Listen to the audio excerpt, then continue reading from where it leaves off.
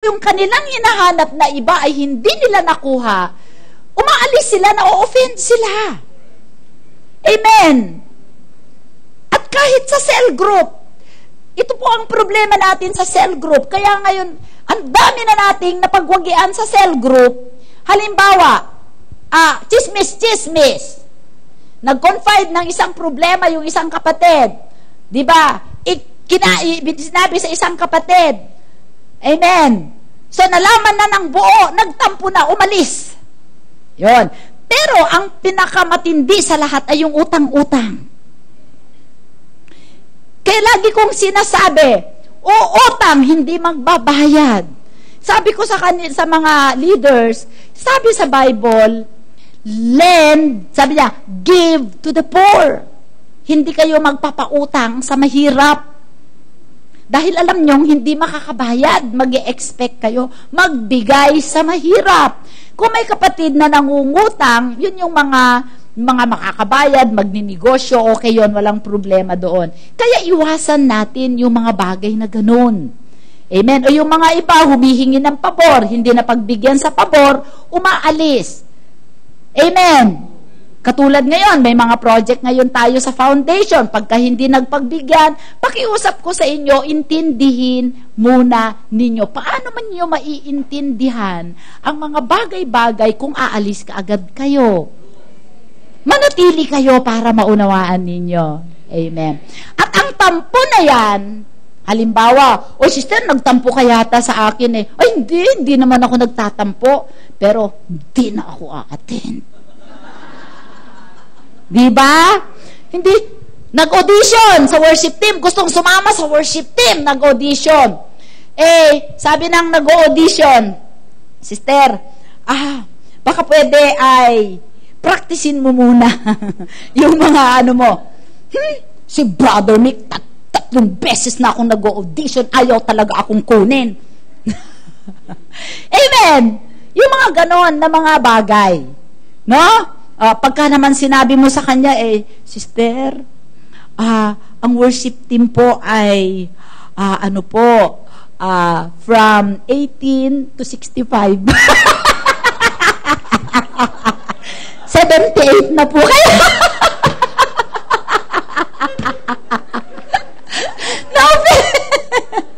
Na-offend. Hallelujah. So, ingatan natin ang ating mga puso. Ano po ba yung offense, yung tampo,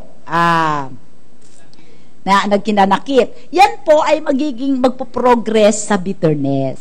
Okay? So, pagka nagkaroon ka na ng bitterness, kasi pagka nagtampo ka sa isang tao, at inilagay mo yun sa puso mo, pagka nakikita mo na yung tao na yun, iba na siya. Amen. Meron ka ng mindset sa tao na yun. Itong tao na ito, ganito yan. Wala talaga akong kapabor-pabor dyan. Kasi, kaya, yung tao na yon markado na yung tao na yon. So, pagka may nagawa yung tao na yon, hindi niya alam na nagtampo ka sa kanya, hindi niya alam na yung tao na yon nagtampo, walang kamalay-malay yung tao na yon sa mga ginagawa niya. Iba na pala ang kahulugan ng mga bagay na sinasabi. Hanggang sa isang araw, yung tampo ay naging kapaitan, at yung kapaitan ay namunga ng iba't ibang klase na katulad din ng pait. Alam nyo yon? Inis, yamot, galit, ano pa yung kapareho niyan? Yung puot, hinanakit, okay? Masamang bibig. Lahat na. Alam niyo po, ang tampo ay nagiging kapaitan. Ang kapaitan, pagka hindi ka nagpatawad kaagad, nung ikaw ay nagtampo at hinayaan mong maging kapaitan, yun ay magpuproduce ng iba't ibang klase pa, nakaklase niya. Amen? Nakuha po ninyo. Kaya, napakahirap po na bawat isa sa atin ay magtanim po ng ganon. Okay. Sabi dito, babasahin ko to ha. Alam nyo po, may mga emosyon tayo, negatibo. Kaya nga ang puso natin, iingatan natin. May mga emosyon tayo na pagka naramdaman natin, hindi tayo nagkakasala. Katulad ng magalit. Di ba minsan nagagalit tayo? Pero sabi sa Ephesians 4:26, be angry and sin not. Di ba? Minsan we feel guilty. Di ba? Hindi naman po kasalanan ang mag-guilty. Amen. Kasi ang Panginoon, meron namang, ang tawag natin doon ay conviction. Mahalaga yun para sa atin para ma-correct natin ang way tayo. Kasi pagka nako-convict tayo, that is a positive guilt. Pero kung ikaw ay naglinger sa guilt, kasalanan na yon. Okay. Ikaw ay namatayan, nagluksa ka. Okay. Hindi po masama na ikaw ay magluksa. Amen. Dahil masakit yon sa puso. Pero kung ikaw ay habang buhay ka na nagluluksa, kasalanan na yon. Amen. If the devil can steal your joy, he can steal your goods. Amen. Pero, may isang emosyon. Kapatid, nakasalanan kahit anong gawin mo, and that is bitterness. Because bitterness will always lead to unforgiveness. Amen. Offense. Tampo, bitterness. Kasi ang offense, pagka nagmumultiply na yan, nagkakaroon ka na ng kapaitan at papait na ang lumalabas sa iyong bibig. Amen. So, dito, ano ba ang bitterness? Okay, ano ba ang characteristics ng bitterness? Pagka ang isang tao ay may tampo o kapaitan o hinanakit sa isang tao, didinig mo lang ang pangalan ng tao na yon, tumataas ang presyon ng dugo mo. Di ba?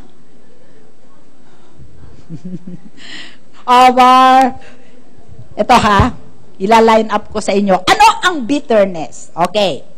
Bitterness, sabi niya, is having a harsh, disagreeable. Alam niyo ang bitter, mapait. Okay. Bitterness, sabi niya, is a venom. Ano yon? Kamandag. Ang kapaitan, ang bitterness ay lason sa ating kaluluwa. Imagine mo kung nag-harbor ka ng bitterness sa isang tao, nilalason mo ang sarili mong kaluluwa. Nag-iingat ka ng asido sa sarili mong kaluluwa at yung asido na yon ay patuloy na sumisira sa iyong puso. Amen. Okay. So, dahil ang iyong puso ay sentro ng buhay mo, nasisira ang katawan mo, nasisira ang disposisyon mo, nasisira ang emosyon mo, nasisira paleng ang mga gagawin mong desisyon sa buhay mo, at ang espiritu mo ay nabobonsay. Amen. So, bitterness affects every part of your body. So, sabi natin, pagka narinig mo yung tao na yon, naaalala mo yung ginawa niya sa'yo. Nanay ako niyan. Tapos sasabihan niya ako ng ganon. O kaya, pinag-aral ko yung kapatid ko na yan. Nagtiis ako ng ganon ganyan. Pagkatapos yan lang ang isusukli niya sa akin. Diba? So, ang puso mo, lumalakas ang pintig. It affects your body. Ang pressure mo, umaangat. Ang mukha mo, kumukulubot. Amen? Ang paa mo, parang nanginginig. Tapos ang kamao mo parang nagagawin, parang gusto mong may suntukin ka, 'di ba?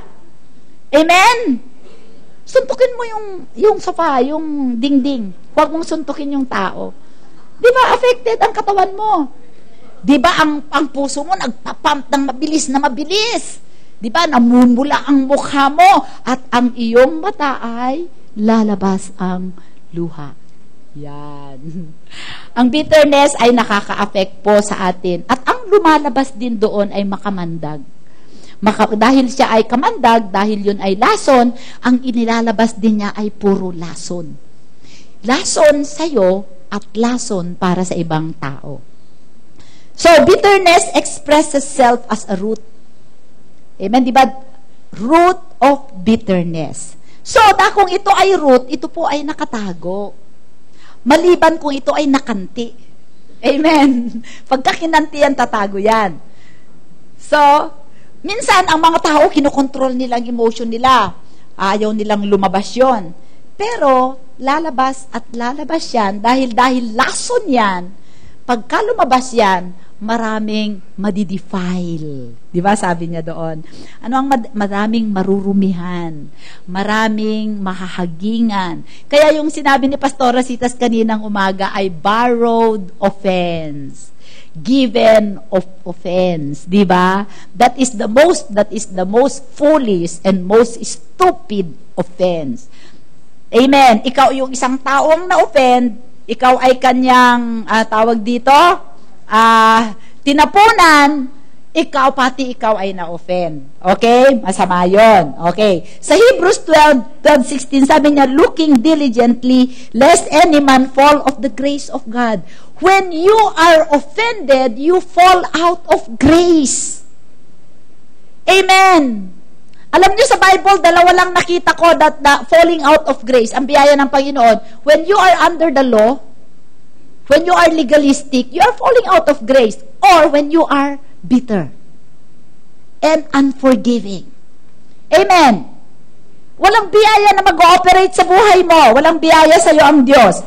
Amen. Sabi niya, lest any root of bitterness is springing up, trouble you, and thereby many be defiled. Nadudungisan. So, at alam natin, pagka ang roots, kapatid, ano ba ang gawain ng roots? Sumisipsip, tumaatagos pa ilalim, at ang root ay nag-i-store.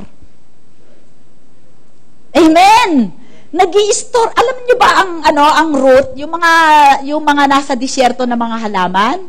Bakit nabubuhay sila kahit mainit na mainit? Kasi meron silang store doon eh. Ganun din ang bitterness at tampo.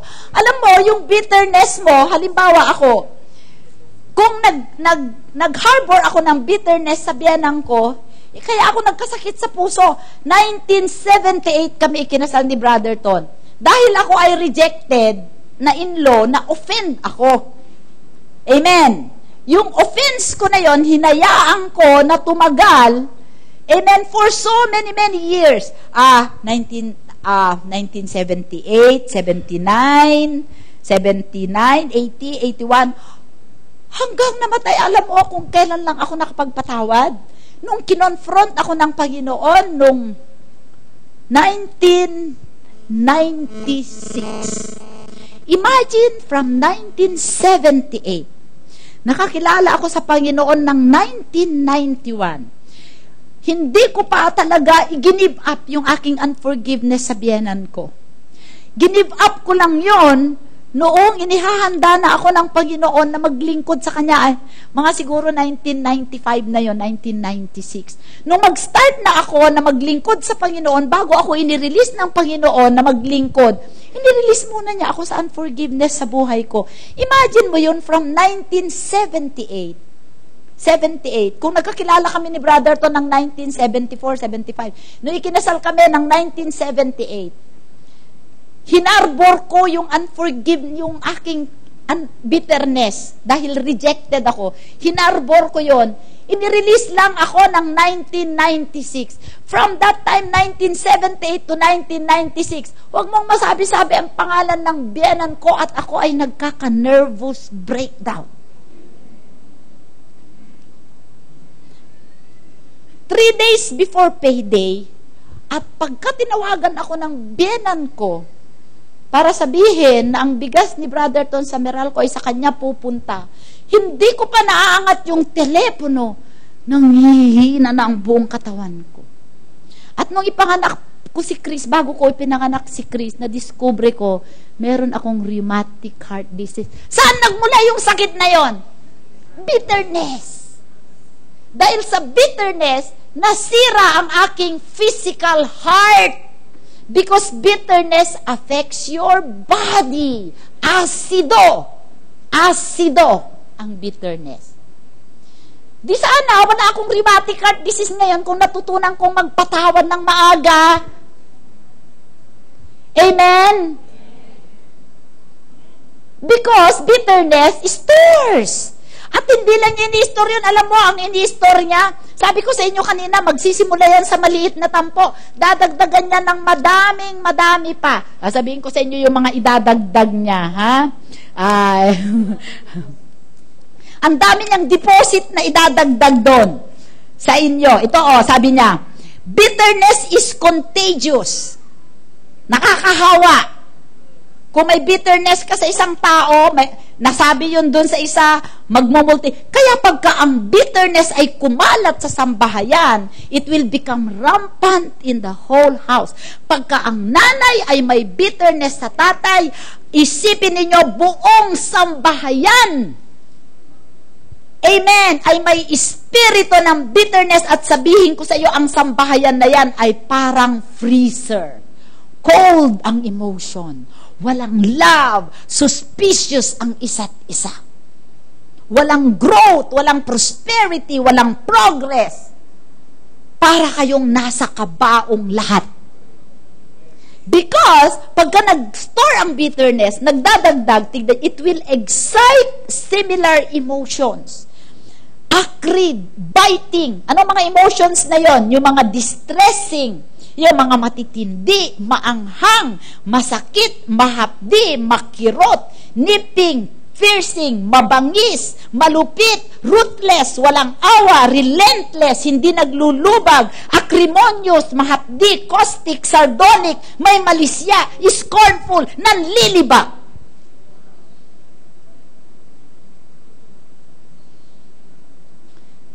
Tampo lang nagsimula yun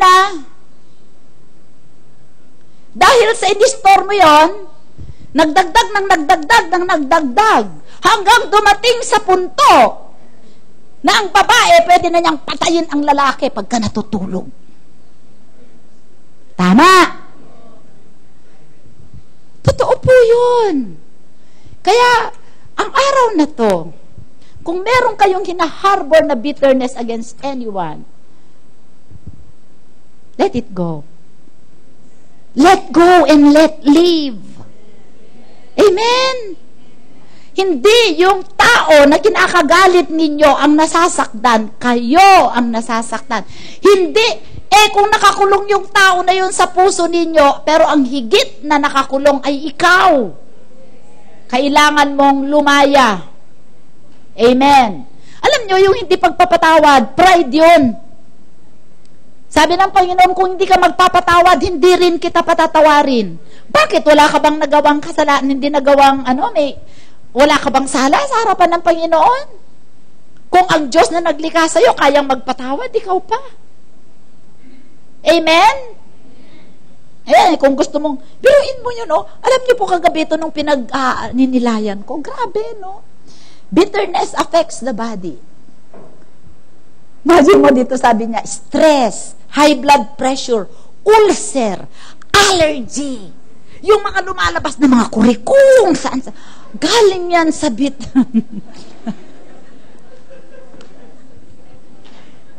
Totoo po yun.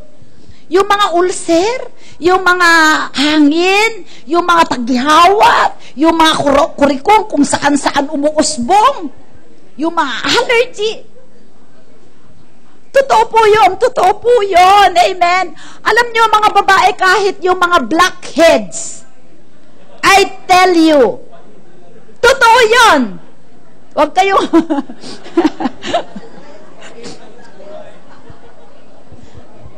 Sa mga lalaki, hindi nyo na kailangan mag-Viagra kung kayo ay nagpapatawad.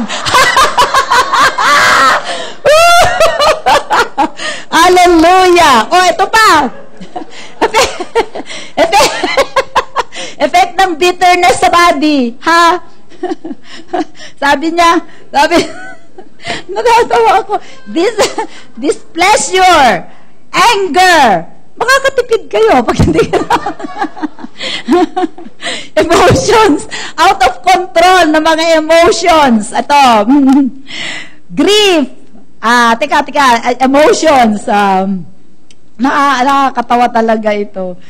Okay, displeasure, anger, emotions that are out of control. Di ba yung bigla na lang sumasabog ang tao?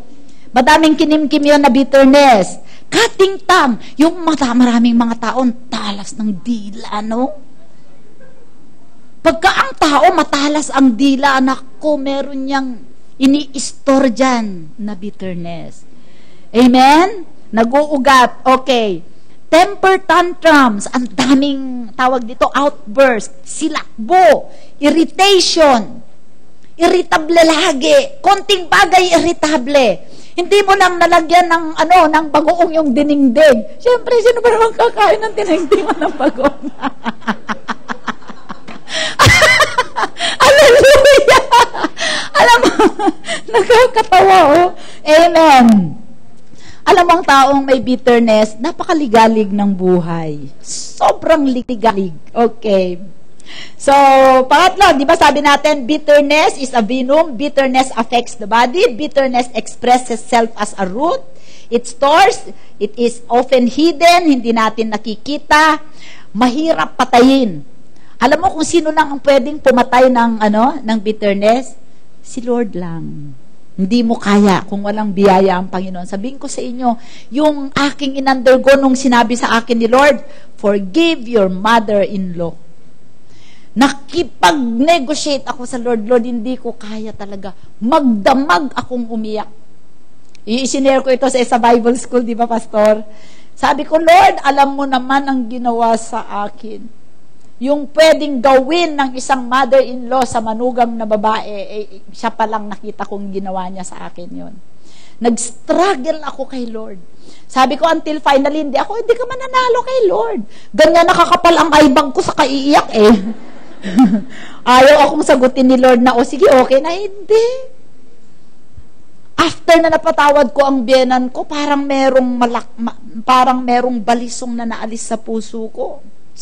Ang sarap pakiramdam. Biyaya ni Lord. Alam niyo kung bakit biyaya ni Lord? Ikukwento ko mamaya. Tapusin ko muna. Para hindi kayo mainip. Mamaya ko ikukwento sa inyo. Parang si Pastor Lito, Magle-lecture muna siya ng mahaba. Tapos magkukwento siya. Ayun.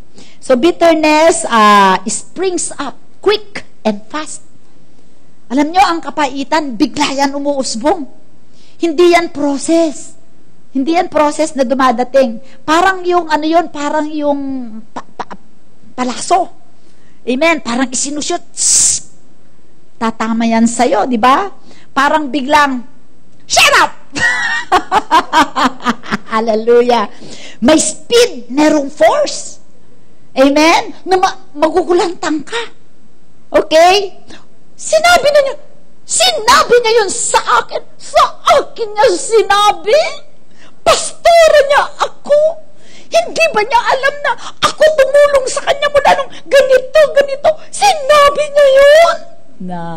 Mga drama, di ba? Ganun yun. Sa totoong buhay. Amen? Parang may push button na doon pinagmulan. So, turning point yun. Pagka dumating yun, hawakan mo agad. Kaya nga sabi sa 10 Corinthians 10:4, di ba? Di ba? Take captive every thought.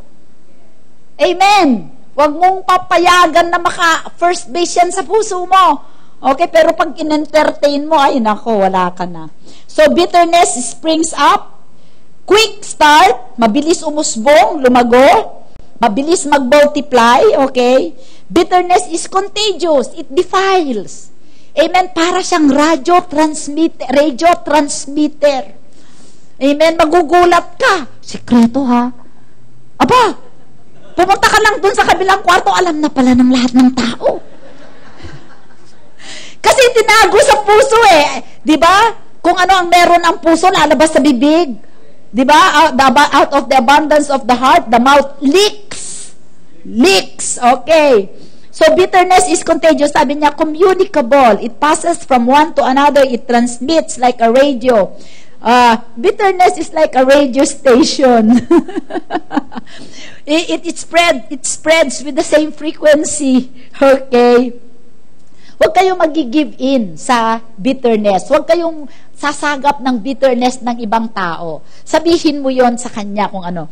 Alam niyo po, nakakatuwa, kailangan natin ang wisdom lagi ni Lord.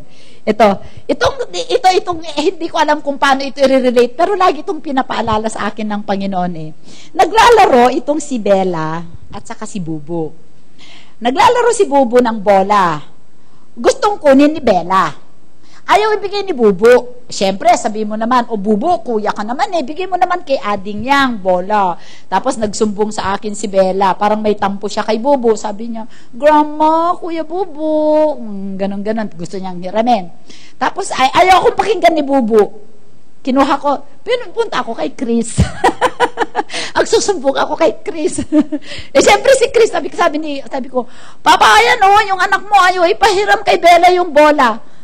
Alam niyo, nagulat ako sa wisdom ng sagot ni Chris. Alam mo, sabi ni Chris, Ma, sabi niya, huwag mo nang isumbong sa akin yung apo mo. Sabi mo sa kanya, Bella, maglaro na lang tayo ng ibang toy. Sabi ko, oo nga, no. Sabi ko, ang galing, no. Sabi niya, you just play with another toy, Bella. Don't get Kuya Bubu's ball. Narelate nyo? Merong tao nagpunta sa inyo, nagsasabi ng tampo at bitterness. Huwag na lang natin yung pag-usapan. Pag-usapan naman natin yung iba. Sabihin mo lang yan dun sa iba, ha? Diba? Oh, diba? Para hindi contagious. Diba?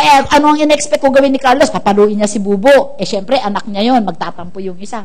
Oo nga, no. Ba't ko nga hindi naisip yun? Dapat pala, sinabihan ko na lang si Bella, Bella, maglaro tayo ng iba. Ball yan Dahil sa atin, dahil. Okay. So, sabi niya dito, bitterness excites similar emotions. Okay? Sabi ko na yun sa kanina, nag-i-store, nag-i-excite siya. Hindi lang siya nag-i-store, kundi pagka nakanti mo yan, ilalabas niya lahat yung inilabas niya dyan, yung in-store niya dyan. Nakakatakot, pang bulkan na sa sabog. Hanggang sa hindi na ninyo maremedyohan ang relationship. Alam niyo kung bakit maraming mag-asawang naghihiwalay? Dahil dyan. Nagsimula lang doon sa itong si babae, nagsabi ng hindi magandang ugali ng asawa niya sa nanay niya. Kayong mga babae, ha, wag ninyong isusumbong wag ninyong ipapamalita lalo sa mga magulang ninyo yung hindi mabuting asal ng asawa nyo. Amen.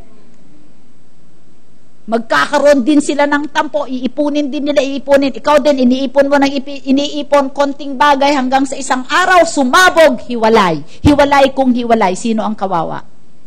Mga anak. Okay. Bitterness can run rampant in family. Lumalaganap, kumakalat sa buong sambahayan. Sinabi ko na to, Colossians 3:12-14. Bilisan po natin. Colossians 3:12-14. Sabi niya, kaya nga dahil kayo'y hinirang ng Diyos, minamahal niya at pinili para sa Kanya, dapat kayong maging mahabagin, mabait, mapagpakumbaba, mahinahon at mapagtiis. Amen? Mapagpasensya kayo sa isa't isa at magpatawad kayo kung may hinanakit kayo kanino man. Hindi niya sinabing, kung sa asawa ka lang may nanakit, magpatawad ka. Total, asawa mo yan. Anong sinabi? Kahit kanino. Amen. Kasi, alam nyo kapatid, pagka hindi kayo nagpatawad sa isang tao, mahihirapan kayong magpatawad sa iba't ibang tao. At halimbawa, ang asawa ninyo ay hindi nyo pinatawad yung unang pagkakamali niya. Lahat ng mga susunod na pagkakamali, kahit sinasabi pa ninyo na nagpatawad kayo, sa totoo, nandun pa rin yun, nakistore pa rin yun sa puso nyo. Kaya nga sa pagpapatawad, inuugat. Pagka nagpatawad tayo, magpatawad tayo ng bulto-bulto. Kasi, ikaw ang unang pinatawag ni God ng bulto-bulto mong kasalanan. Ang karapatan mo na mag-harbor ng kapaitan at hindi pagpapatawad sa tao, ikaw nga pinatawag ng bulto-bulto? At hanggang ngayon nga, pinapatawad ka pa rin? Meron ba dito kahit isa sa atin na magsasabi na, ayoko magpatawad kasi hindi ko naman kailangan ng kapatawaran. Excuse me, mamaya lang. Malalaman mo, kailangan mo humingi ng kapatawaran. Amen. So, sabi sa 3:19, husbands, love your wives and do not be bitter toward them. Alam nyo, ang unang-unang relasyon na sinisira ng dyablo ay ang relasyon ng mag-asawa. Kaya, the moment, meron akong ikinasal ng, ang tagal nilang nagli-live-in, siguro mga 7 taon. Finally, nakakilala sila sa Panginoon. After nila makakilala sa Panginoon, nagpakasal sila. Diyan lang sa kwarto ko. Wala pang 2 years after, hiwalay. Amen. Kasi under attack tayo lahat sa dyablo, lahat ng mga may asawa dyan. Kaya dapat ang forgiveness ay blood flow sa atin. Alam niyo yun, kung paano dumadaloy ang ating dugo, ganun din tayo nagpapatawad. Isipin mo na lang na pagka hindi ka nagpatawad, hindi dadaloy ang dugo sa iyong katawan at ikaw ay mamamatay. Amen? Totoo yun. Pagka hindi ka nagpatawad, mamamatay ka. So sabi niya, if bitter, do not glory over your bitterness. Sabi po sa James 3:11-18, tignan natin ito, napakaganda po nito. James 3:11-18, ganito kasi ang ginagawa ng mga taong bitter.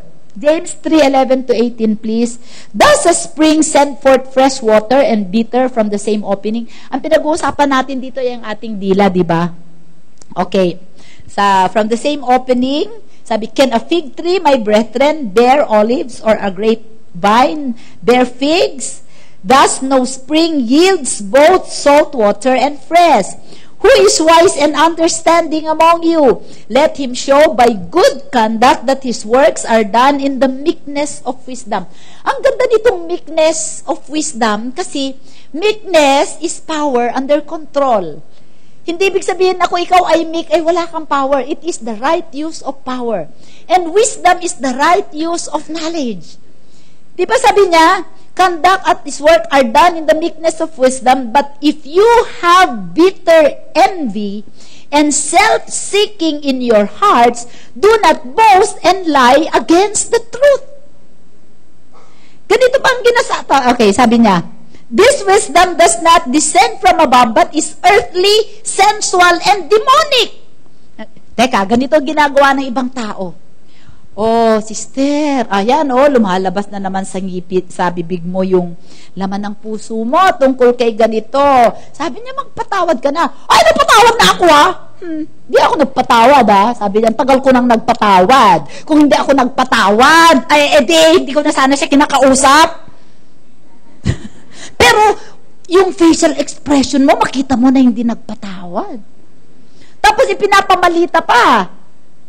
Nagpatawad na ako. Alam mo, yung si ganito, yung ginawa niya sa akin, nung gano'n, pinatawad ko na siya.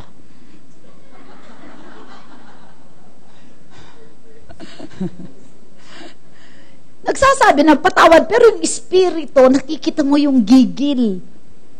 Amen? Kaya nakakahawa. Okay. So, do not glory. Kung ano, i-deal ninyo yan sa heart ninyo. Amen? At sabihin niyo ang katotohanan, Lord, nahirapan ako. Ang tagal ko na nitong gustong alisin sa puso ko, nahirapan ako, Panginoon, tulungan mo ako. Amen? Amen. Bitterness is unforgiveness and it is a grudge. Sabi sa Bible, di ba, sabi ni Pastora dati, Matthew 5:23-24, therefore, if you bring your gift to the altar and there remember that your brother has something against you, leave your gift before the altar and go your way. First, be reconciled to your brother and then come and offer your gift. Our worship is a gift to God. How can you worship God with a pure heart kung meron kang inihaharbor na bitterness? Sabi sa Matthew 6:14-15, for if you forgive men their trespass, your heavenly Father will also forgive you. But if you do not forgive men their trespasses, neither will your Father forgive your trespass. So, if there is something between you and God, paano ka ma-answer prayer? So, how many times you must forgive? Ang tradition sa Hudyo ay 7 times. Pero pinalitan ng Panginoon Jesus ng tradisyon. Ginawa niyang 7 times 70. That is infinity. You do not cease forgiving. Amen. Lagi kang magpapatawad. So, ang bitterness po magbibigay ng spiritual death po sa atin. So, akala mo lang, alam nyo yung mga kapatid, yung mga tao na laging may sakit, paulit-ulit na sakit, Hindi ko naman sinasabi na unforgiveness ang ano, but oftentimes, dahil doon, unforgiveness, bitterness, na hindi nila na ilalabas. Isang araw, madadiagnose sila na may sakit sa puso, may sakit sa lapay, may sakit sa atay, may sakit sa tiyan, may sakit sa ulcer, may sakit na cancer. Saan yan nagmula lahat? Unforgiveness, dahil ang unforgiveness ay asido. Amen. Alam niyo po, meron pang second part ito, kala ko matatapos ko. There are 6 things that bitterness will do in your life. Pero siguro may 10 minutes pa naman tayo, di ba? Number 1, it will devastate you spiritually. Wawasakin niya ang spiritual life nyo. Sapagkat kung meron kayong itinatago na bitterness niyan, you will be forced to walk in the flesh rather than walk in the spirit. Kung merong lambong ang inyong spirito at ang inyong puso, hindi kayo makakapakinig sa banal na espiritu. You will not be led by the Holy Spirit. Amen. You will be led by your flesh. Magiging flesh ka, yung carnal Christian. Ang nagdidictate sa'yo ay yung ano mo. Bakit? Masyado kang nakafocus sa offense mo, sa unforgiveness mo. Okay. Sabi sa Galatians 5:22, the fruit of the Spirit is love, joy, peace, long-suffering, gentleness, goodness, faith, meekness, and temperance. Kung hinaharbor mo yan, eventually wawasakin niya ang spiritual life mo. Sasabihin naman, hindi, nagpapatawad na ako. Sabi sa Galatians 6, be not deceived, God is not mocked. For whatever a man soweth, that shall he also reap. For he that soweth to his flesh, shall of the flesh reap corruption. Okay, wag nating i-corrupt ang ating sarili. Okay, number 2, bitterness. Dalawang bagay kung bakit nawawasak ang ating spiritual life. We will walk in the flesh and we will not walk in the spirit, at yung ating spiritual growth ay may stand. Alam nyo, kung meron kayong offense, kahit nag-attend kayo ng church, wala kayong makukuhang revelation. Kasi meron kaagad, maniwala kayo sa akin, kahit gaano kaganda ang preaching, wala kayong makukuha, wala kayong maiuuwi. Kapagkat ang spirit ninyo ay may asido, walang magpe-penetrate dyan. Amen! May lambong. Number 2, bitterness will destroy you physically. Nasabi ko na yan kanina. Kung may bitterness kayo sa puso ninyo, 24 hours, 24/7, 7 days a week, na umaandar yung subconscious ninyo, nasisira ang inyong katawan. Amen! Nagkakaroon kayo na, sabi dito, bitterness is medically linked to glandular problems, high blood pressure, cardiac disorders, ulcers, and insanity. Napakadami ngayong tao sa mental hospital dahil sa unforgiveness. Isang physician nagsabi, 90% of all people in insane asylums could be released immediately if they would learn how to forgive and how to be forgiven. Imagine, 90%, sabi ng doktor na ito, sa US ito, ng mga tao na nasa mental hospital, 90% sa kanila, makakalabas kaagad kung matututunan nilang magpatawad at maghumingi ng kapatawaran. Meron ba kayong kasama sa bahay na nasisiraan ng ulo? Turuan ninyo magpatawad. Ito gusto kong basahin sa inyo, ha? Okay lang sa inyo mag-extend tayong konti. Sabi po na, sa article sa Gospel Herald, sabi niya, there was a man whose health was good. He was sturdy and strong. His heart action and blood pressure were fine. Then his father died, and he got into a prolonged legal dispute with his sister about their father's will. The case went to court, and the sister won. From that day on, the man could think of nothing more than the lawsuit and his sister. He talked about it. He thought about it. He filled himself with it. It became an obsession. And each day, he grew to hate his sister more and more na-store, di ba? Then he began to have difficulty with his heart and blood pressure. Next, his kidneys bothered him. Before many months, complications killed him. It seems obvious that he died from bodily injuries brought on by a powerful emotion. I believe the man killed himself. Death by bitterness. He committed spiritual suicide, and the trigger that he pulled was the trigger of bitterness. Amen. Gusto mo bang mamatay 3 months from now? Kimkimin mo yan. Sabi ni Charles Stanley, the gift of forgiveness. Basahin ko to. Ang ganda, na bless ako dito. A friend of mine, sabi ni Charles Stanley, a friend of mine is a fine man and a fine pastor who loves God. His wife had cancer, and they sought the best medical help. The doctor who had been studying the relationship between cancer and negative emotion began to work with Mrs. Brown. She came to the doctor every day, and week after week, he tried to get her to cry. She would not cry. She could not cry. Somehow, there was simply nothing to cry about. But the doctor kept talking to Mrs. Brown. Then one day, in the midst of their conversation, she began to cry. As the tears gushed out, she confessed bitterness toward her parents for something that had happened years ago. When she got it all out, she was fine, liberated, and forgiven. Today, Mrs. Brown stands by her husband side by side with love and support for his ministry. It is the doctor's professional opinion that she would not have recovered from cancer if she had not recovered first from bitterness. Amen. Meron ba kayong issue sa inyong mga kapatid, sa inyong mga magulang, issues of the heart? Na nag-harbor kayo, naghawa kayo dyan, nanatili ang bitterness ninyo, inggit, selos, kasi mas mahal ni Papa si ganito, mas binababoran niya si ganito, siya lagi ang inaano, ay ako tinapon ako, wala nang interes sa akin ang mga magulang ko, bahala na ako sa buhay ko, so naging bitter kayo about them. Watch out. Pagka hindi ninyo ibinigay kay Lord ngayon, this is the day, today is the day. Amen. Are you a prisoner of bitterness? Christ can set you free. Amen. Huwag ko nating papayagan.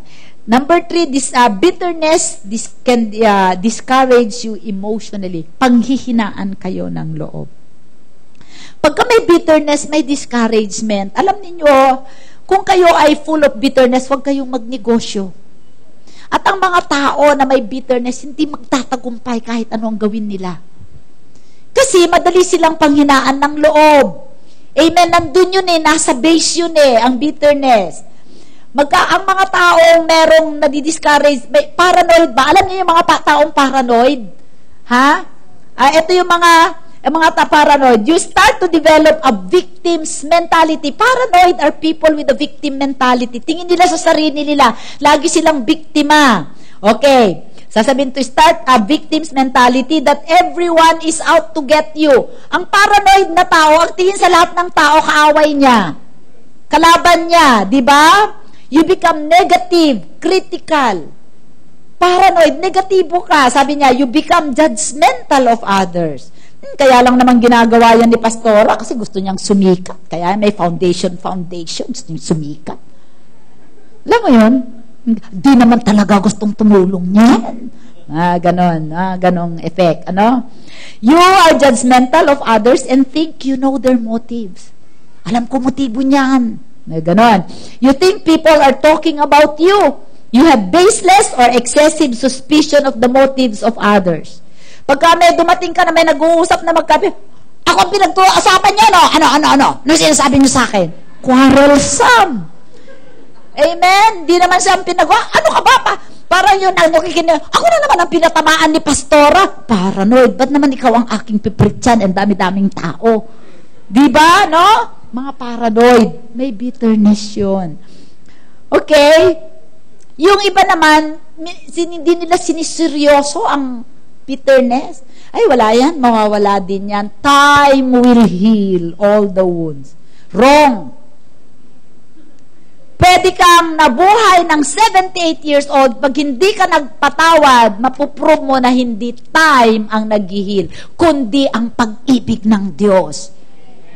Yan ang nagpapagaling, the balm of Gilead. Amen? Okay. Sabi niya, kaya nga sabi sa 12, verse 12 kanina, lift up the hands which hang down.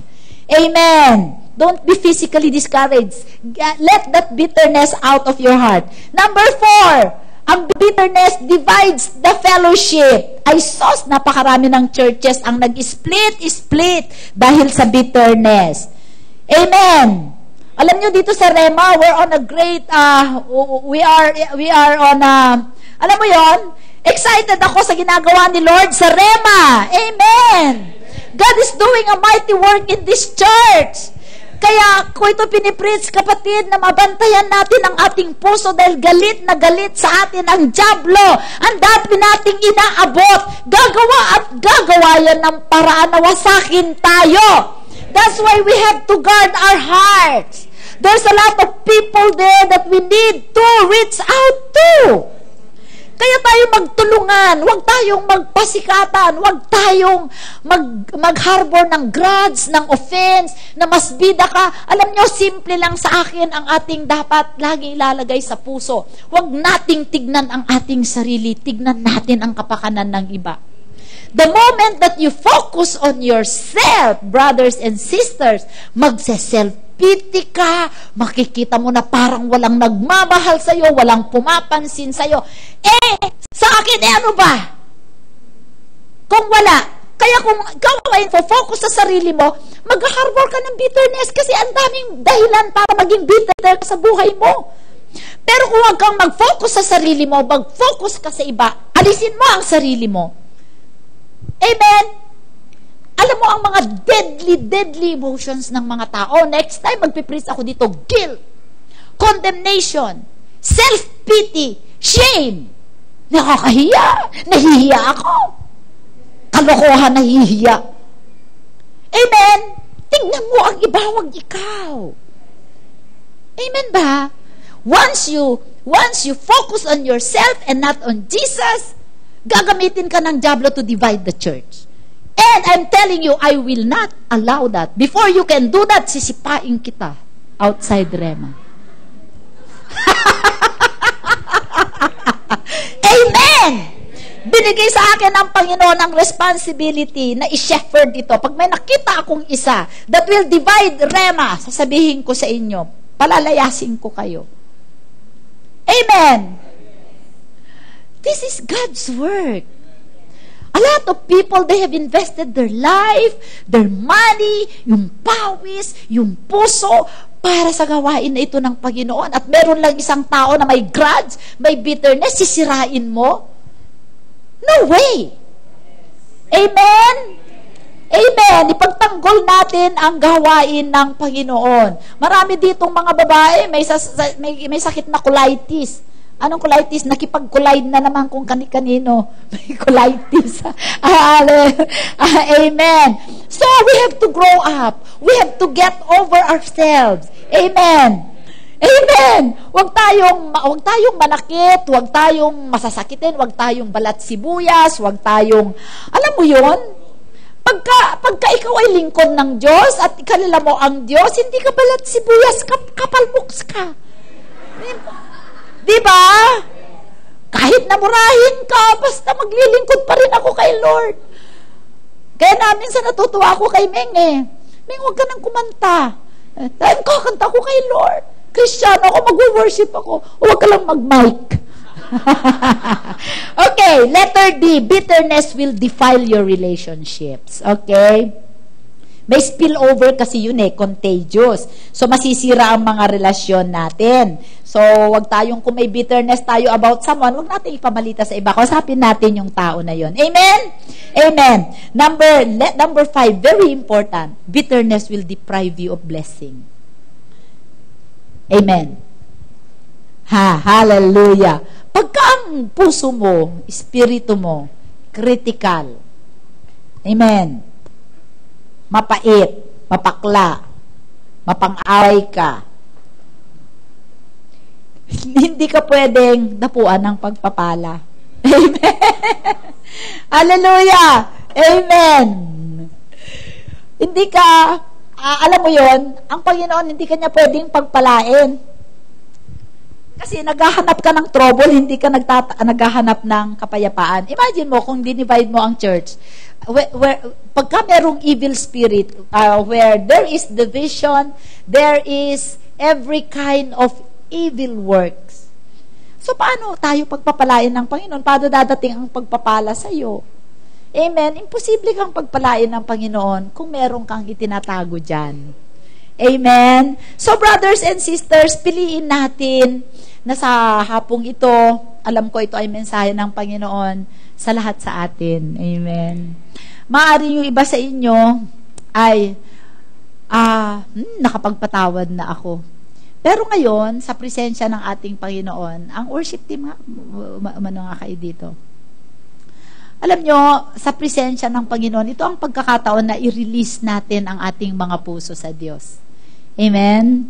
So, kung meron kayong hindi napapatawad, hingin natin ang biyaya ng Panginoon. Kukwento ko sa inyo yung sa akin. Alam nyo po, ako po ay, kumbaga ay, hindi, rejected ako ng aking mga in-laws. Dahil ako ay galing sa mahirap na pamilya, di ba? Siguro, hindi ko rin kasi masisi ang aking mother-in-law dahil balo siya nung namatay ang asawa niya ay 6 months old yung kanyang youngest na anak, parang siyam sila. So parang ang naging ng mother-in-law ko, tumingin siya sa kanyang mga anak na magiging source niya at sandalan niya, which is natural sa mga parents, hindi po ba? Di ba? Lalo na kung ang mga tao sa probinsya, sabi ko sa nanay ko, ba't naman kayo nag-anak ng 14? Sabi ko sa nanay ko, kasi tingin nila sa kanilang mga anak, sandalan nila, pagtanda nila.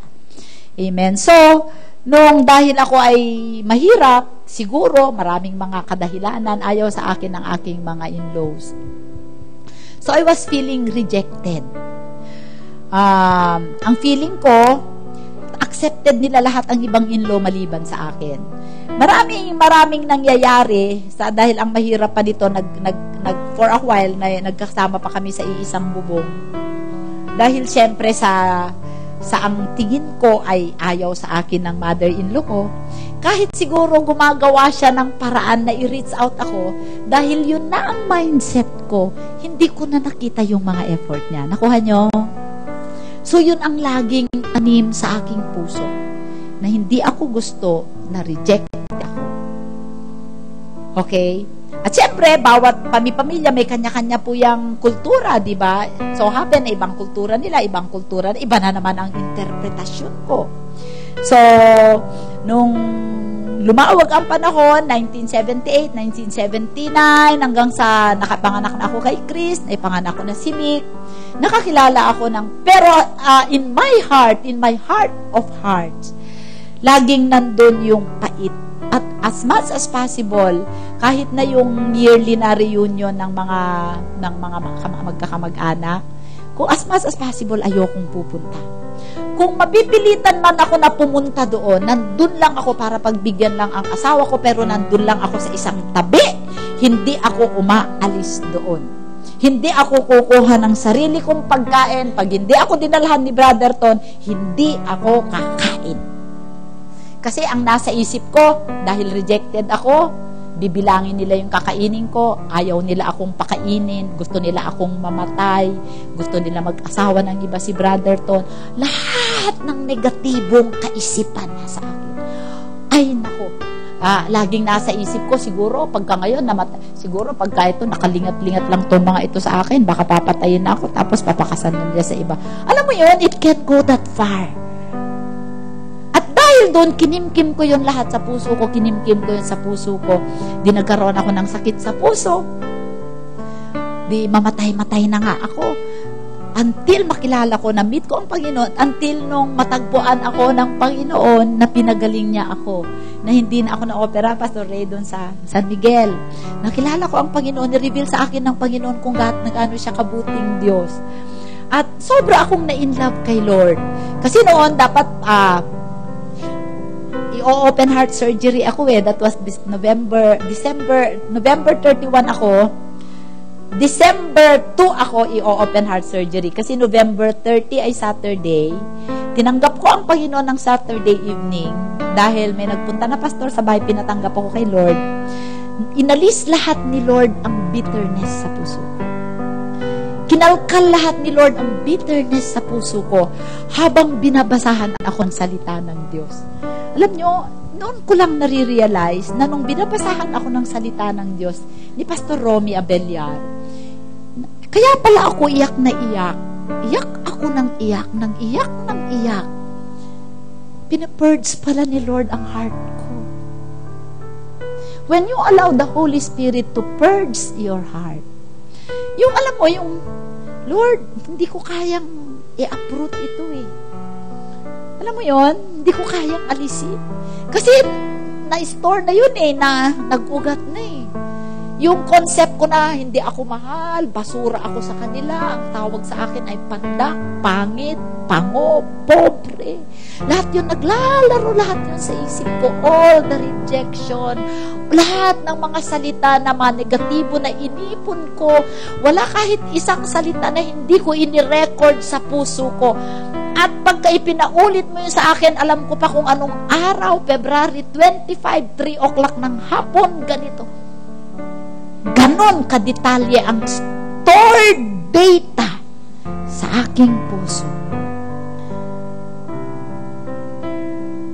Ganyan katindi ang capacity ng bitterness. Alam ko pa kung anong klaseng tsinelas, anong brand ng tsinelas, anong kulay, yellow and blue, yung mga nangyari na mga detalye ng kaganapan. Nung i-release ko lahat yon sa Panginoon, ako'y pinaalala sa akin ni Lord. Kaya ako iyak.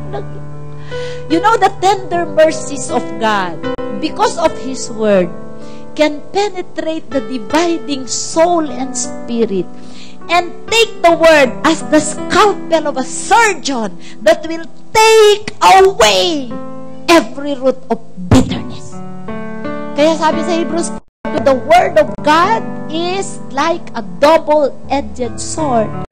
Diba that penetrates the dividing of thunder of soul and body, bone and marrow, and judges the intents of the heart. Ang feeling ko, no, ngayon ko lang nare-realize, ang Word of God ay parang hindi po siya sword ng isang sundalo para patayin ka, kundi siya ay isang scalpel ng surgeon na alisin niya lahat ng cancer cells of bitterness sa kailaliman ng puso mo hanggang sa ikaw ay marilis. Because bitterness is like swimming in the ocean with bricks, with loads of bricks in your back, na parang mamamatay ka na. Alam niyo po, akala ko nawala na yung bitterness ko, pero hindi pa pala ako totally nakapagpatawad. Until 1996, after na ma-organize ang REMA ng 1999 na yon, pero even before that, mga 1997, meron kaming ipinatayo na planta ng San Miguel sa Guangzhou. Sa, ano nga yun? Anong sa China nga yun, Ray? Sa China, ako ang nagpunta doon para mag-set up ng HR systems nila. Ngayon pag-uwi ko, ang hotel na tinitirhan ng mga tao sa Marco Polo Hotel sa Hong Kong, kasi sa Hong Kong muna kami, tapos from Hong Kong mag-ship kami papuntang China and then pabalik sa Hong Kong. That night, excited ako kasi uuwi ako sa bahay after so many days. Nandun ako sa hotel, ako lang mag-isa, nagbabasa ako ng si Jeremiah, ako sa Jeremiah. Bigla akong kinausap ni Lord, sabi niya sa akin, alam niya ang heart ko na on fire ako sa Panginoon, gusto ko mag-ministry. At alam ko na may panawagan ako sa Panginoon. Sabi ni Lord sa akin, nung nagbabasa ako, ilang beses ko na itong nararanasan lagi, pagka nagbabasa ako ng Biblia, kinakausap ako ni Lord. Sabi ni Lord sa akin, forgive your mother-in-law. Parang audible voice talaga. Tinignan ko, wala naman akong katabi. Lord, sabi ko, ikaw yun. wala na akong narinig. Pero nag-persist yung voice ni Lord sa heart ko. Forgive your mother-in-law. Lord, hindi ko kaya. Forgive your mother-in-law. Umiyak na ako. Nyo, brothers and sisters, parang akong si Jacob sa Peniel, nakipag-wrestle ako kay Lord. Pag-wrestle ako sa Kanya. Hindi ako mananalo. Alam nyo, kailangan ko sabi ko, Lord, nanginginig na ang aking laman kasi gusto ko nang matulog. Di ba, nararanasan po nyo yon, yung hindi kayo makatulog, feeling nyo nanginginig ang laman nyo kasi gusto nyo nang matulog, ayaw pa kayong matulog. Nararanasan nyo yon. Sabi ko, Lord, sige po, hindi ko kaya, tulungan nyo ako kasi gusto ko nang matulog. Nakatulog po ako alas 4, gumising ako ng paaga. Pero ang mata ko mugtong-mugto. Mugtong-mugto ang mata ko. Saturday ng umaga. Biruin mo, from 1978 to 1996, ilang years yon? Ang tagal kong inipon yung asido, no? Kaya nagkarakit ako ng sakit sa puso, nagkaroon ako ng mga kung ano-anong sakit-sakit, meron akong maraan lalaki ng mga pekas ko dito, ang mukha ko, forever na nakaganyan. Alam nyo, yung parang nakaganyan, nakakunot. Meron ditong kunot na hindi naaalis-alis. Nung nirelease ko yun, nag-start ang Panginoon baguhin ang buhay ko. Pagdating ko ng bahay, ito ang kamangha-mangha sa lahat. Never na nagpupunta sa bahay namin ang biyanan ko na mag-isa. Never. Okay. At ang biyanan ko, pagka yung, buti na lang wala si Brother Ton ngayon, ang biyanan ko, pagka 3 days before payday at tumatawag, sinasabi pa lang nila na mother-in-law ko yung tumatawag, naghihina na ako. Tapos, pagka yung pupunta ako dun sa kanila, as much as possible, ayoko siyang titignan. Di ba, Pastora? Pagka inis ka sa tao, yamot ka, hindi mo yan titignan. Excuse me. Di ba? Huwag ninyo tong i-stream, ha? Huwag nyo tong i-stream. Okay. Tapos, pagbaba ko na i-repla ng gaan ng puso ko, ang gaan ng puso ko. Pag uwi ko sa bahay, nagsuot ako ng mga bandang 9 o'clock. So, nagre-relax muna ako. Bandang 11 o'clock may nagdo-doorbell. Alam nyo, bigla akong tumakbo ako palabas. Hindi ko yun ginagawa. Kasi lagi namang may kasama sa bahay na magbubukas. Pero that time, ako mismo, tumakbo ako, bigla akong bumangon, tumakbo ako, at ako ang nagbukas ng gate. Pagbukas ko ng gate, mother-in-law ko. Kala ko magkukulabs ako. Sabi ko, hi ma'am, kayo pala? Sabi ko, ako ba to? Sabi ko, oh, ano pong hangin ang nagdala sa inyo dito? Pero, tinapakaramdaman ko ang sarili ko, wala akong kaba, wala akong nervyos, at magaan ang puso ko. Anong nangyari sa akin? Tapos, sabi ko pa sa kanya, hali po kayo, pumasok po kayo sa loob. Ako ba ito? Pinapasok ko po sa loob, at sabi niya, kasi yung si Antonio, sabi niya, tagal-kalagal ko nang tinatawagan kasi nanghihingi ako pambili ng gamot sa rayuma, hindi ako pinapansin. Kaya napilitan na ako, kumuha ako ng tricycle at pumunta na ako dito.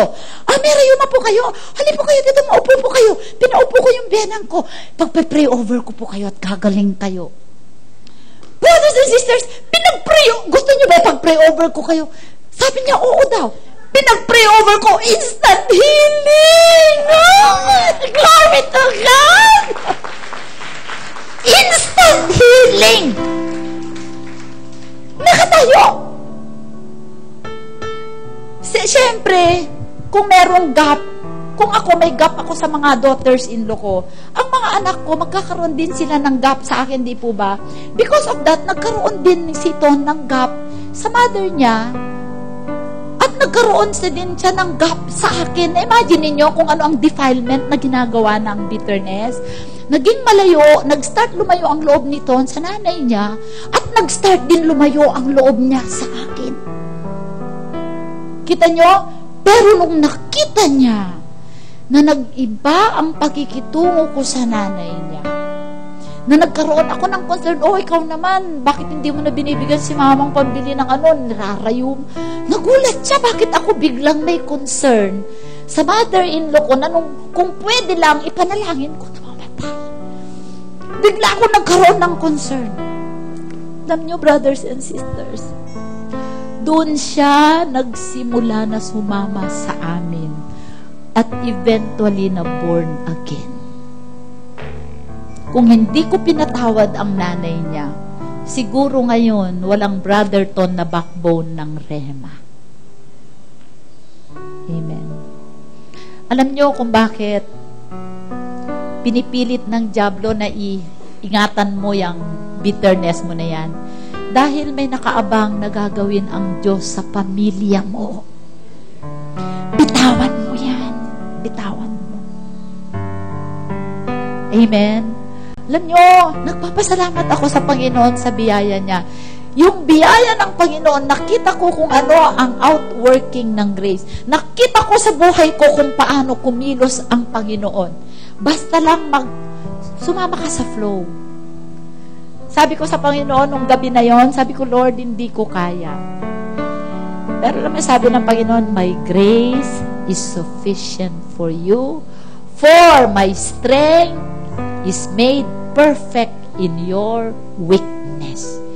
Lahat ng nangyari, hindi ko makakalimutan. Kung pwede ko lang i-replay yun sa buhay ko, kung nakita ko kung gaano ang power ng forgiveness. At ang forgiveness, hindi natin kayang gawin on our own. Kailangang hingin ko ang tulong ni Lord. Imagine nyo, nung siya, dapat ang natural reaction ko dyan, matatakot, pero hindi. The love of God, ang pag-ibig ng Panginoon, pinus ako talaga. Alam niyo kung bakit? Magkakaroon pala ng Rema at gagamitin pala ako ni Lord. Kung ako ay nag-resist, walang Rema. Kung ako ay nag-resist. Kung sinunod ko yung gusto ko, walang Rema. Kung sinunod ko yung gusto ko, hindi ganito kasaya ang buhay naming pamilya. Kung hindi ko sinunod yung gusto ko, hindi natin backbone sa ministry si Brother Ton. Maaaring naligaw na siya ng landas. Kung nagpatuloy ako doon sa bitterness ko, siguro napunta na sa ibang pamilya si Brother Ton, ibang babae. Pwede. Alam nyo ba, na sometimes yung hinaharbor ninyong bitterness at saka unforgiveness nyo, yun ang nagtutulak sa inyong mga mahal sa buhay kung bakit nila kayo iniiwanan. Sa hapong ito, nandito ang presensya ng Holy Spirit. Amen. Kung meron kayong unforgiveness, sabi nyo, wala na, Lord. Kung hindi ka sigurado na malinis ang puso mo, pumunta ka dito sa harap, ipapanalangin ka namin. Amen. Let's just allow the Holy Spirit to minister to us today. If you are ready, come in front. Amen. I want you to exercise your faith by coming in front in the altar. Because the altar is a place of power. Amen. It's a place of fire. We will ask the consuming fire of God to consume every root of unforgiveness. Amen? Tayo po ay tumayo. Hallelujah. Thank you, Lord. Ora mashik kataraba. May I ask Pastor Cesar, Pastor Ian, and Pastor Sitas to help us minister to the people. Come on.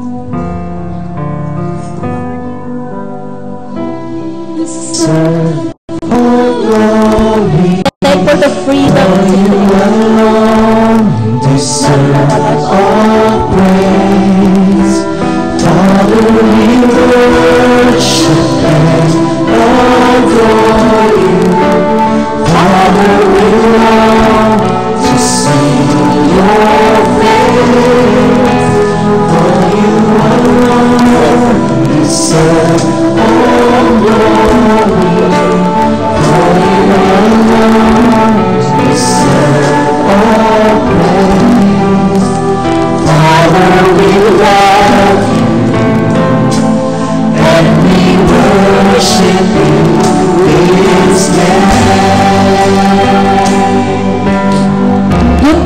example ko ay example naming mga kababaihan.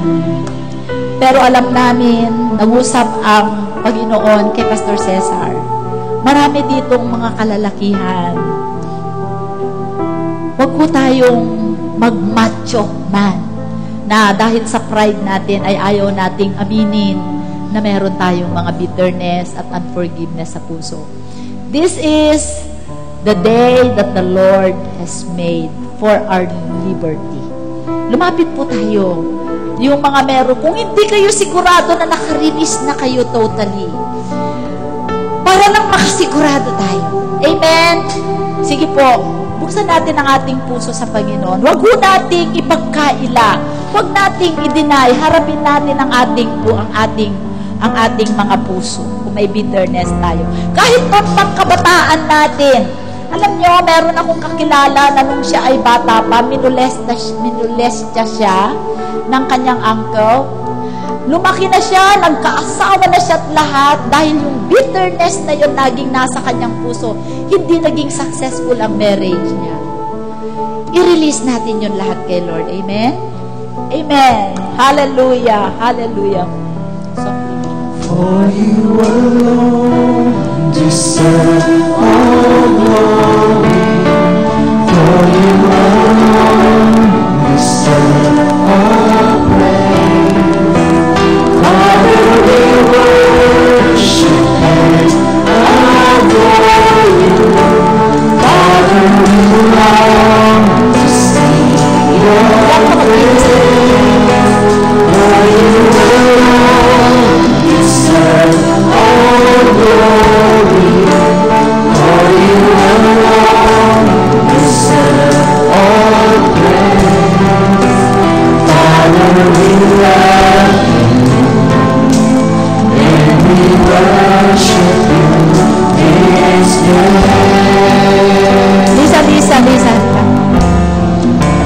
For you alone deserve all glory. For you alone deserve all praise. Father, we worship and adore you. Father, we long to see your face. For you alone deserve all glory. For you alone deserve all praise.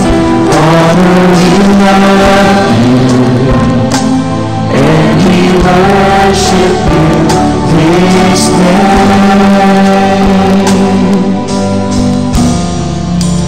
For you alone deserve all glory. For you alone deserve all praise. Father, we worship and adore you.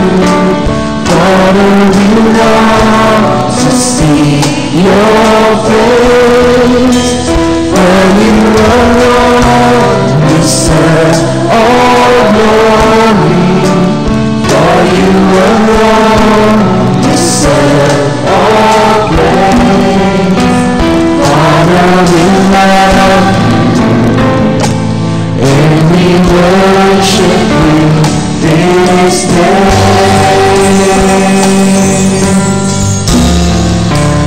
For you alone deserve all glory. For you alone deserve all praise. Father, we worship and adore you. Father, we long to see your face. For you alone deserve all glory. For you alone deserve all praise. Father, we love you and we worship you this day.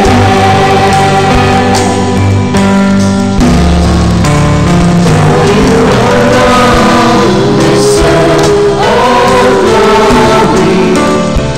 you alone deserves all praise. Father, we worship and adore you. Father, we long to see your face. For you alone deserve all glory. For you alone deserve all praise. Father, we love you and we worship you this day.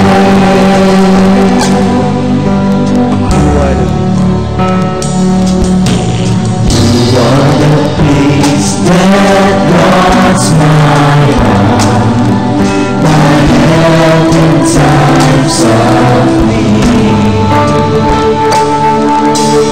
You are the hope that leads me on and brings me to my knees. For there I find you waiting, and there I find release. So with all my heart I worship, and unto you I sing. For you alone deserve all glory. For you alone deserve all praise. Father, we worship and adore you. Father, we long to see your face. For you alone deserve all glory. For you alone deserve all praise. Father, we love you and we worship you this day.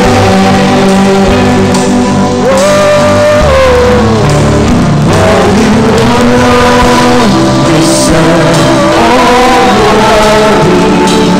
For you alone deserve all praise. Father, we worship and adore you. Father, we long to see your face. For you alone deserve all glory. For you alone deserve all praise. Father, we love you and we worship you this day.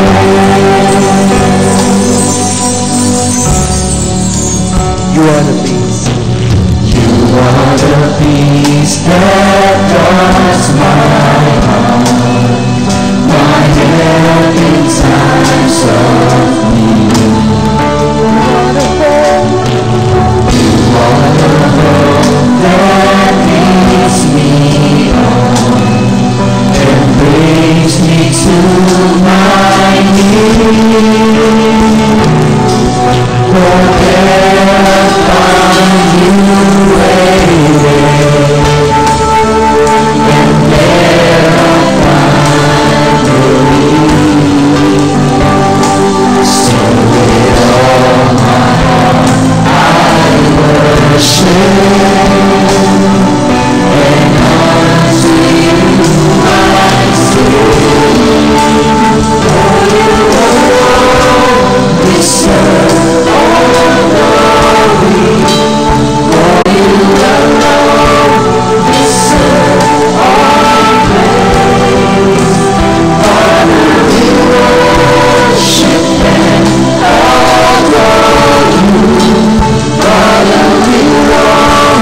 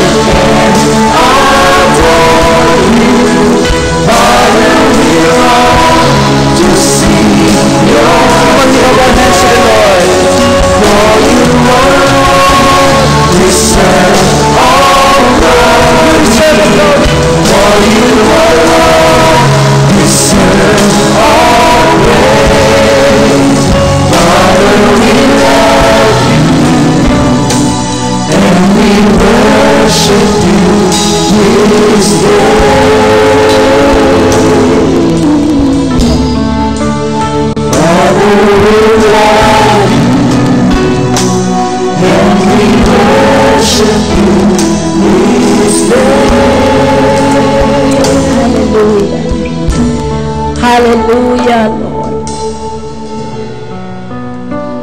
The Lord has also erased negative memories in your heart. Amen. Analis na ng Panginoon ang mga huwag nyo nang isipin. Amen. Sa mga kinausap ng Panginoon dito, yung iba, hindi nila sukat akalain na may words si Lord sa kanila na gano'n. God is awesome! Amen! Hallelujah!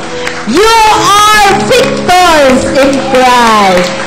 At lahat tayo ngayon ay malaya na. Amen! Amen! Makikita sa ating pananalita, sa ating puso, at eventually sa ating katawan at sa ating buhay. Panginoon, nagpupuri kami sa kalayaan na ibinigay mo sa bawat isa sa amin. Wala kang katulad. Our lives will never be the same again because of you. I will thank you, Father, for your Son, Jesus Christ, who paid the penalty for us. Salamat po sa reconciliation. Salamat higit sa lahat. Ang mga bitterness na yan ay napalitan na ng pag-ibig. Nag-uumapaw na pag-ibig sa isa't isa sa iyong mga anak. We give you glory and praises. In Jesus' name, amen. Sobra-sobra na tayo Praise the Lord. Praise the Lord! Na-bless po ba tayo ngayong hapon, ngayong gabi na pala? Ayan. Alam niyo po ba, maging sa ating pagbibigay, di ba? Sabi nga kanina ni Pastor, di ba? Kung tayo po may mga offense, may mga bitterness sa mga puso natin, di ba? At tayo po ay magbibigay tayo ng handog, ng offering, di ba? Baliwala po yan kung may mga nandito pa sa puso natin yung mga bitterness na yan. Sayang lang po yung handog natin at hindi rin po mag-harvest yan. Pero dahil po pinalaya na tayo ngayong hapon na to, di ba?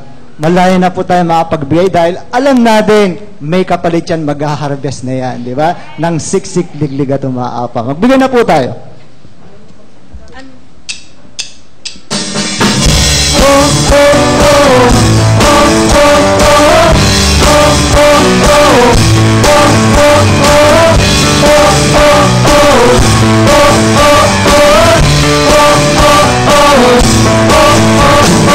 There's a sign, leaving my past behind. I'm setting my heart and mind on you, Jesus. I'm reaching my hand to yours, believing there's so much more, knowing that all you have in store for me is good.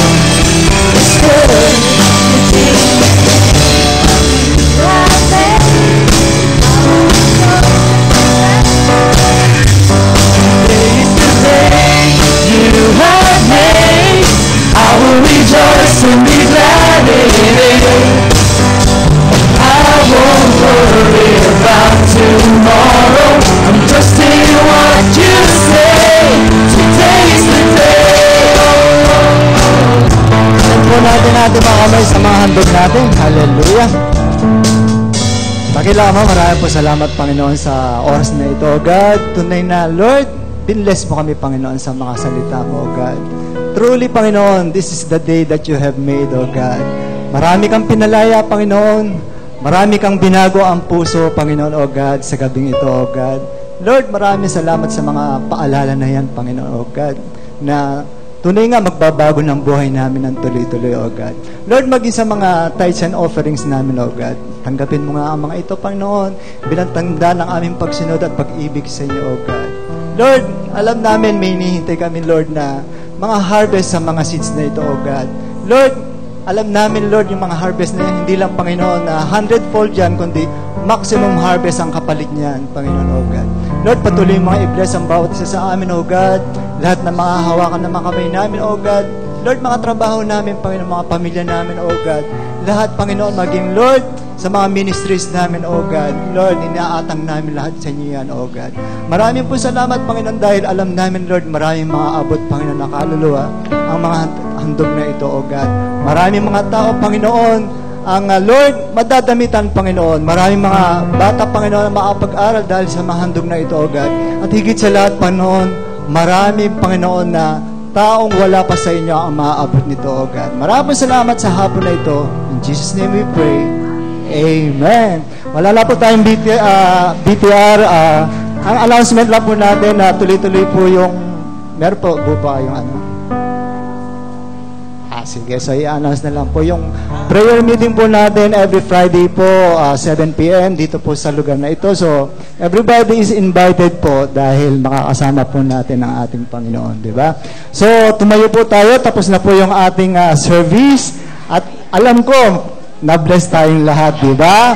So sabi nga, di ba? Grace be unto you